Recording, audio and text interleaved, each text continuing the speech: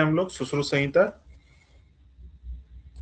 बहुत सी चीजें आप लोगों ने आयुर्वेद के इतिहास में सुश्रुत के बारे में पढ़ी थी, लेकिन अब जब हम लोग इसकी बुक स्टार्ट करने जा रहे हैं सुश्रुत संहिता, तो एक बार फिर से पढ़ते हैं और उसके साथ में कुछ और नई चीजें भी पढ़ेंगे जो कि इम्पोर्टेंट है। तो सुश्रुत संहिता का परिचय देखा जाए तो जो इसके मूल उपदेष्टा हैं, मूल उपदेष्टा कौन है? भगवान धन्वंतरी जी है और इनका काल क्या है? 2350 ईस्वी। इन्हीं को गॉड ऑफ आयुर्वेदा भी बोला जाता है। अगर आपसे पूछा जाए कि गॉड ऑफ आयुर्वेदा कौन है, तो भगवान धन्वंतरी जी का आप नाम बताएंगे, या तो इसी बुक में जब आप पढ़ोगे एक जगह श्लोक में मिला है आदिदेव, ठीक है, तो जो आदिदेव शब्द यूज किया गया वो भगवान धन्वंतरी के लिए किया गया है। आयुर्वेद द्रक भी बोला गया है, दीर्घ तपा भी बोला गया है और आयुर्वेद प्रवर्तक भी बोला गया है, ठीक है। दीर्घ तपा पूछा जा चुका है, गॉड ऑफ आयुर्वेदा पूछा जा चुका है, ठीक, कि ये किसको बोला गया है, तो इसको ध्यान रखना, भगवान धन्वंतरी जी को बोला गया है, ठीक है।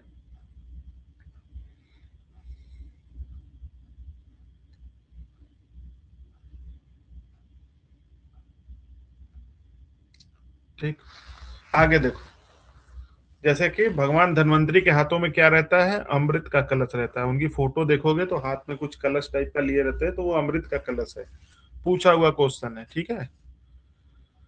इनको बोला गया भगवान विष्णु के अंश और समुद्र मंथन से ये उत्पन्न होते हैं। आगे देखा जाए, नोट करके लिखा गया है कि महाभारत के आज्ञा से दिवोदास ने वाराणसी नगर बसाया, ठीक। काशीराज दिवोदास का काल जो होता है 1000 से 15 ईसा पूर्व बताया गया। ये देखो इनका फैमिली हिस्ट्री है, ठीक है। ये आता है कि धन्वंतरी के पुत्र कौन थे? केतुमान थे। और इनके पुत्र कौन थे? भीमरत्न थे। और इनके पुत्र कौन थे? दिवोदास थे। ये एक फैमिली वो है, क्या बोलते हैं उसको, अरे ट्री समझ लो, ठीक है। तो ये हो गया धन्वंतरी जी के बारे में कुछ चीजें। जो गोला गोला बनाया गया है वो ज्यादा इंपॉर्टेंट है, उसको ध्यान रखना आप लोग। आगे देखते हैं, तो लिखा गया है दूसरे नंबर पे, देखो ऊपर क्या था? ऊपर क्या था? सुश्रुत संहिता के मूल उपदेष्टा कौन है, इनके बारे में इतनी चीजें हो गई। तंत्रकर्ता कौन है? तो बूढ़े वाले सुश्रुत हैं, वृद्ध सुश्रुत, ठीक है। वृद्ध सुश्रुत है, इनका काल 1000 से 15 ईसा पूर्व है। इन्होंने सुश्रुत तंत्र नहीं है, ये सौश्रुत तंत्र की रचना की है, इसको ध्यान रखना, पूछा हुआ क्वेश्चन है। सौश्रुत तंत्र की रचना किसने की है? वृद्ध सुश्रुत ने की है, ठीक है। अब नेक्स्ट आ जाओ। संस्कर्ता या प्रथम प्रति संस्कर्ता या भाष्यकर्ता बोला जाए तो सुश्रुत जी हैं, जो हमारे जाने माने, जिनको हम लोग जानते हैं, और इनका काल है दूसरी सदी है। इनके पिताजी का नाम जो था विश्वामित्र था, ये ध्यान रखना, इनके पिताजी का नाम क्या था? विश्वामित्र, ठीक। ये याकलव्य स्मृति काल में हुए, इसको छोड़ो, ये पूछा उछा नहीं जाएगा। नेक्स्ट आ जाओ। द्वितीय प्रतिसंस्कर्ता किसको बोला गया? प्रतिसंस्कर्ता कौन है? प्रथम सुश्रुत है। द्वितीय कौन है? नागार्जुन है, या इन्हीं को संपूरक भी बोला गया। और इनका काल भी पूछा जाता है तो 5वीं सदी है। इन्होंने सुश्रुत संहिता के 66 अध्यायों को जोड़ा था। इनके द्वारा और भी कुछ चीजें लिखी गई हैं जो कि इंपॉर्टेंट होती हैं, ये कई बार पूछा जा चुका है। उपाय हृदय, ठीक है। ये जितने भी किताब लिखी गई हैं ये आपको याद रखना है, इसमें सबसे ज्यादा इंपॉर्टेंट ये है, ठीक है। महाप्रज्ञा पारमित भी पूछा जा चुका है, ये भी इंपॉर्टेंट है। ये दो तो खूब पूछे गए हैं, उपाय हृदय और महाप्रज्ञा पारमित शास्त्र किसने लिखा है? तो नागार्जुन ने लिखा है। बाकी देख सकते हैं ऐसे माध्यम कारिका, द्वादश मुख शास्त्र, सुहृदय, विग्रह विवर्तनी भी नागार्जुन द्वारा लिखा गया, लेकिन इसमें से ये दो ज्यादा इंपॉर्टेंट है। ऐसे इसको बाकी को पढ़ लोगे, ठीक है। नेक्स्ट आ जाओ। अच्छा, नागार्जुन नाम तुमने कई जगह सुना होगा। एक ही नागार्जुन तो ये वाले हो गए, दूसरे देखो द्रव्य गुण में भदंत नागार्जुन, ठीक है। इनको रस वैशेषिक प्रणेता बोला गया और इनका काल 10वीं सेंचुरी होता है, ठीक है। दूसरे जो रस शास्त्र में मिलते हैं जिनको सिद्ध नागार्जुन बोलते हैं, और ये सरहपा के शिष्य थे, इनका 8वां सेंचुरी इनका काल है। और इन्होंने कुछ किताबें लिखी। इन्होंने बोला, इनको बोला जाता है ये मायवी विद्या के ज्ञाता थे, पूछा हुआ क्वेश्चन है। रसेंद्र मंगल किसने लिखा है? ये भी पूछा जाता है, सिद्ध नागार्जुन। रस नतनाकर, ये भी पूछा गया है। कच्छपुट्टंग, ये भी पूछा गया है, ठीक है। ये तीनों तो पूछे गए हैं सिद्ध नागार्जुन द्वारा। रसेंद्र मंगल, रस रत्नाकर, कच्छपुट्टंत्र, ये जरूर याद रखना आप लोग, इंपॉर्टेंट है। नेक्स्ट आ जाओ। सुश्रुत संहिता के पाठ शुद्धिकर्ता कौन थे? चंद्रट, इनका काल 10वीं सदी, इसको भी याद रखना है। ये तिष्ठताचार्य के पुत्र थे, ये भी पूछा गया। इनके किसके पुत्र थे? तिष्ठताचार्य के पुत्र थे, इनका काल 10वीं सदी होता है। तो ये हो गया, ये कुछ हिस्ट्री से रिलेटेड था, जो कि जो गोला गोला बनाया गया वो ज्यादा इंपॉर्टेंट है, उसको तो रटना ही है आपको। ठीक है।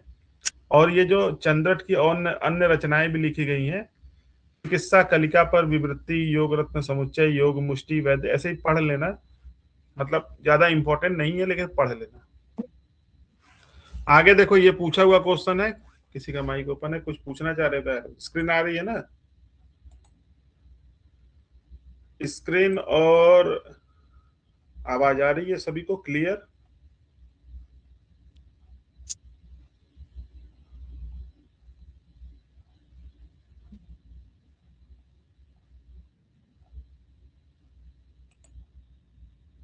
ठीक, आ जाओ। जो इन्होंने सुश्रुत संहिता की पाठ शुद्धि जो चंद्रट ने की है, वो जज्जट के टीका के आधार पर की है। ठीक है। जो सुश्रुत संहिता की पाठ शुद्धि जो की है, जज्जट की टीका के आधार पर की है, ये ध्यान रखना। ठीक है। आगे देखो, ये सब छोड़ो, ये ज्यादा इंपॉर्टेंट नहीं है। अच्छा, ये सुश्रुत संहिता जो हमारी किताब है, जो अभी पढ़ोगे तुम लोग, इसमें 5 स्थान है और 120 अध्याय हैं, और लास्ट में बाद में 66 अध्याय और जोड़ा गया उत्तर तंत्र के रूप में, तो कुल 186 अध्याय हो जाता है। ठीक है। तुमको जब आयुर्वेद इतिहास पढ़ा रहा था, बता रहा था 46 16 10 40 8 ऐसे याद कर लेना। सूत्र स्थान में 46, निदान में 16, शारीर में 10, चिकित्सा में 40 और कल्प में 8 होता है। ये सब सिंपल पुराने क्वेश्चन हो गए। अब ये पूछा है उत्तर तंत्र वाला, हो सकता है पूछ ले कि कितने चैप्टर जोड़े हैं, तो 66, इसको ध्यान रखना। नेक्स्ट आ जाओ, ये पूछा हुआ क्वेश्चन है, ये दोनों को जरूर याद कर लेना।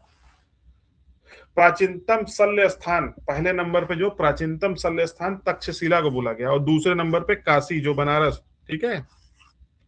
प्राचीनतम शल्य स्थान क्या है? तक्षशिला है, और दूसरे नंबर पे बनारस है। अगर मान लो शालाक्य की बात की जाए, तो इसमें मिथिला आता है। पूछा हुआ क्वेश्चन है, इसको याद रखना। ठीक है। शल्य और शलाक्य के स्थान बताए जा रहे हैं, तो शल्य का स्थान तक्षशिला पहले नंबर पे, दूसरे पे काशी, और शालाक्य का मिथिला। ठीक। नेक्स्ट आ जाओ, बहुत इंपॉर्टेंट है। एक कोड बताया था तुम्हें, क्या बताया था? गाय के चक्कर में डल्लड़ हारा। गाय के चक्कर में डल्लड़ हारा। और ये बताया था मैंने, नभ नीसू याद कर लो, नभ नीसू। पहली लाइन ये, गाय के चक्कर में डल्लड़ हारा, दूसरी में नभ नीसू याद कर लो। टीकाएं बड़ी इंपॉर्टेंट होती है, ये मैंने तुमको बताया है, वेरी इंपॉर्टेंट। आयुर्वेद के इतिहास में पढ़ाते समय कि चरक, सुश्रुत और वाग्भट और लघुत्रय की जितनी है, उनकी टीकाओं के टीकाकार के नाम जरूर याद कर लेना। जो बताया गया है इंपॉर्टेंट है, एक क्वेश्चन जरूर आता है। ठीक है। तो सबसे पहला जो हो गया, ठीक है, एक मिनट।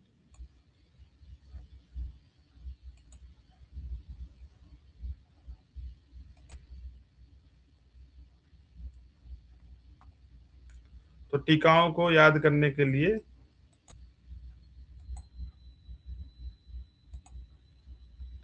तो टीकाओं को याद करने के लिए एक कोड याद कर लो। गाय के चक्कर में डल्लड़ हारा, गाय से मतलब गयदास,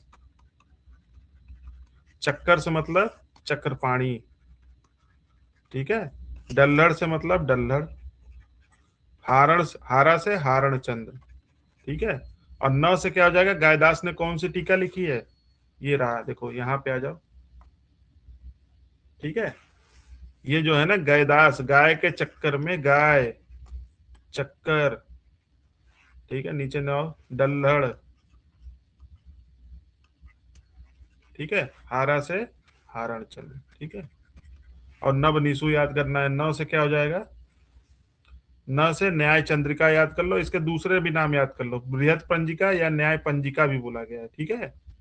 कभी क्वेश्चन को कठिन बनाने के लिए ये नाम दूसरा लिख देते हैं। ठीक है। जैसे ये वाला भानुमति वाला तात्पर्य रेखा रख के पूछा गया। ठीक। तो भ से हो जाएगा, न से हो गया न्याय चंद्रिका, भ से भानुमति। भानुमति किसने लिखा? चक्रपाणी ने, चक्कर पे आएगा। ठीक है। इसका दूसरा नाम तात्पर्य का। नी से क्या हो जाएगा? निबंध संग्रह, किसने लिखा है? डल्लर ने लिखा है। सु से सुश्रुतार्थ संदीपन, किसने लिखा? हारणचंद्र। यही चार ज्यादा इंपॉर्टेंट होते हैं। ठीक। अब दूसरा देखो, इनका काल पूछा जाता है, तो काल भी देखो, 10, 11, 12 और ये 20वीं सदी। ठीक है।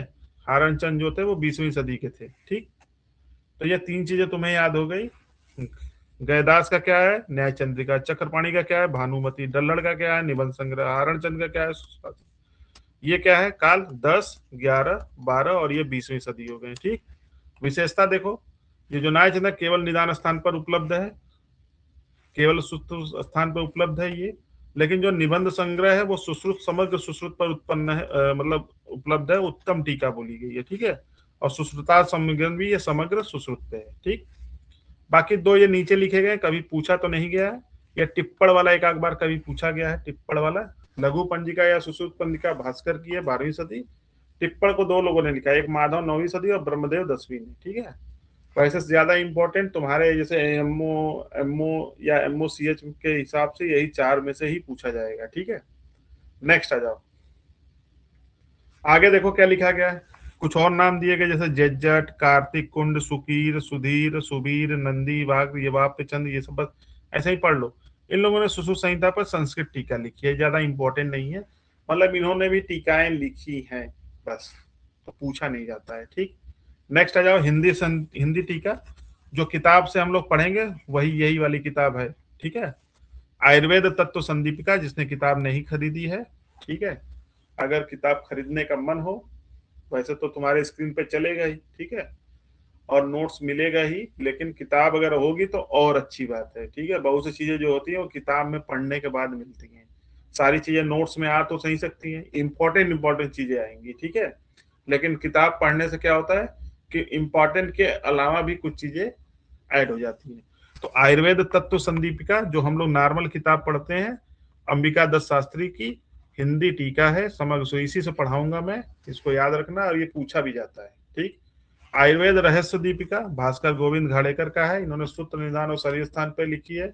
सुश्रुत विमर्शनी अनंतराम शर्मा की है, समग्र सुश्रुत पे है। अत्रि देवगुप्त की है। ठीक है, अंग्रेजी अनुवादक की, जो सुश्रुत संहिता के कुछ अंग्रेजी अनुवादक थे, इन्होंने अंग्रेजी में लिख डाली है। कुंजीलाल भिसक रत्न पूछा गया है।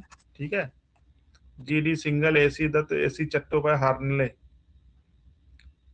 लैटिन में अनुवाद हेसलर ने किया है और वेल्लन ने जर्मन इत्यादि में किया है। ठीक है, अरबी में क्या है, किताब रसन्नुन अल हिंद। ठीक है, ये सब बोला गया है। तो ये कुछ हो गए इसकी टीकाएं, मतलब जो सुश्रुत संहिता पे जो टीकाएं लिखी गई हैं, लेकिन ये संस्कृत में जो ये चार लिखी गई हैं ये ज्यादा इंपॉर्टेंट है, तो इसको सभी लोग ध्यान रखना। नेक्स्ट आ जाओ,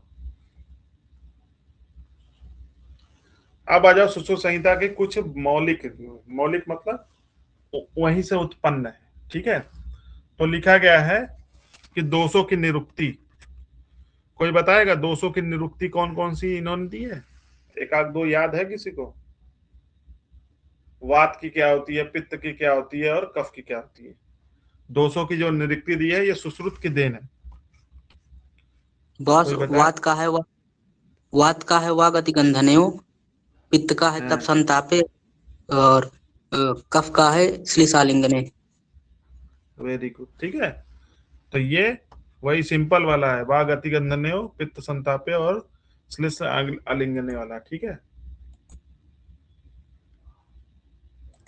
नेक्स्ट आ जाओ, आगे देखो, सड क्रिया काल, संचय, प्रकोप, प्रसर, स्थान, संशय, व्यक्ति भेद, ये वाला जो होता है ना, ये सुश्रुत का ही मौलिक देन है।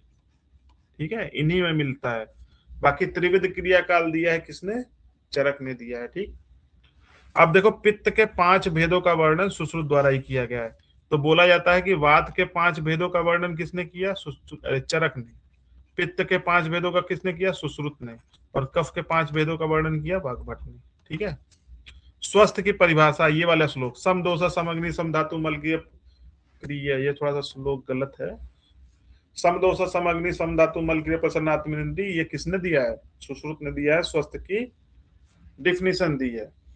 व्रण शब्द की निरुक्ति, ये ज्यादा इंपॉर्टेंट नहीं है। बुद्धि मेधागढ़ सुश्रुत का है, ये नहीं पूछा जाता है। आचार रसायन पूछा गया, आचार रसायन अगर पूछेगा तो ये चरक की देन है। ठीक है, विष कन्या का प्रथम उल्लेख सुश्रुत द्वारा।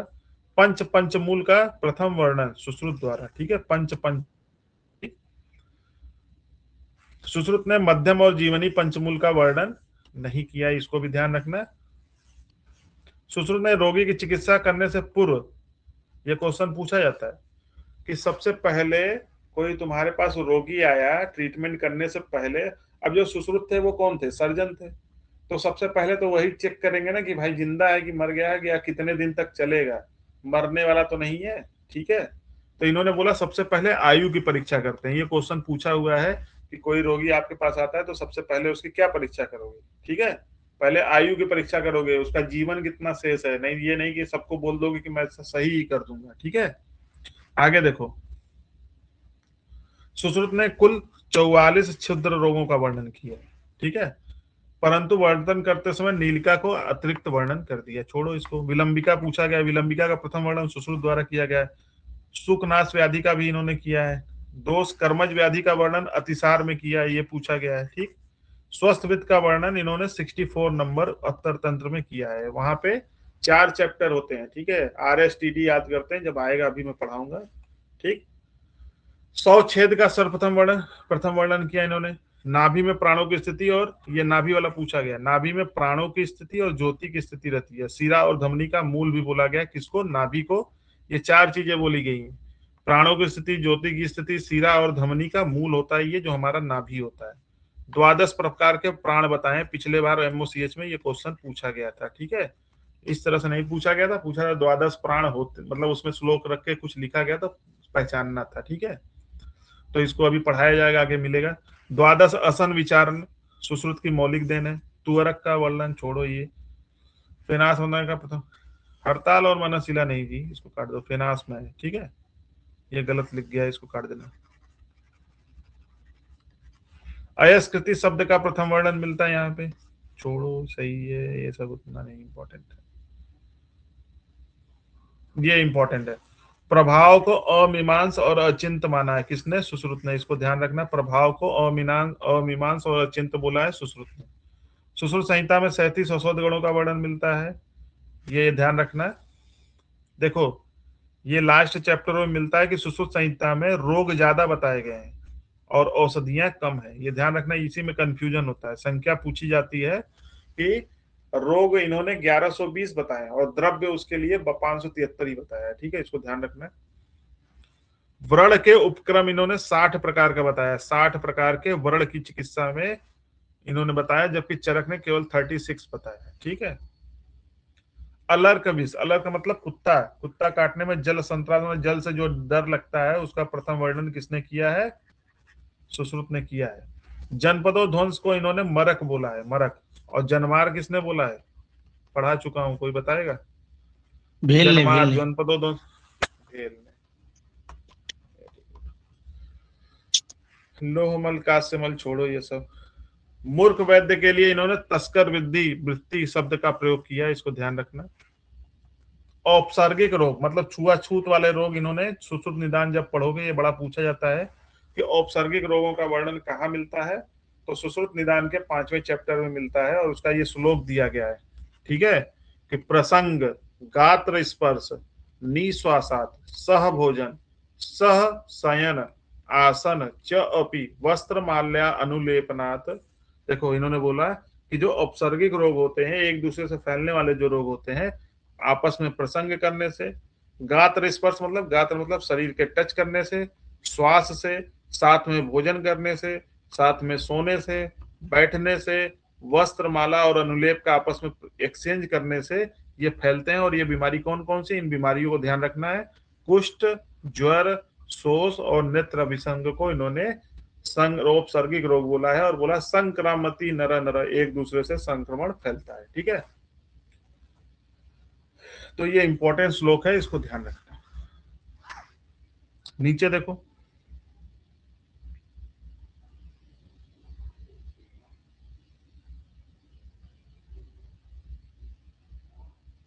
नीचे देखो, 107 मर्म का विशद वर्णन सुश्रुत की मौलिक देना, मतलब इन्होंने डिटेल में एक्सप्लेन किया। वैसे तो 107 सभी ने बताया। ठीक है, आगे देखो, मर्म को सल विषयार्ध बोला गया, आधा शल्य का विषय विषयार्ध है ये। ठीक है, ये पूछा हुआ क्वेश्चन है। मर्म को शल्य विषयार्ध बोला है, और सिरा वेदन को शल्य चिकित्सार्ध, आदि चिकित्सा सिरा वेदन बोला। ये सर्जरी वाले थे, शल्य शास्त्री थे, तो उन्होंने उसको बोला है। रक्त को इन्होंने चतुर्थ दोष माना है सुश्रुत ने। ठीक है, वायु और जल की शोधन विधियां बताया। प्रथम त्वचा तथा कला का विशद वर्णन किया। नासा संधान मतलब जो प्लास्टिक सर्जरी के कौन थे? ये सुश्रुत थे। नासा संधान और कड़पाली संधान का वर्णन किसने किया? सुश्रुत ने किया है। ठीक है। एक होता है दुंदुभी स्वनी अध्याय, जब तुम लोग पढ़ोगे कल्प स्थान तो उसमें मिलेगा। एक तरह का बाजा होता है, उसको बजाकर इन्होंने अपना शोधन वोधन वाला कुछ बताया है। ठीक है।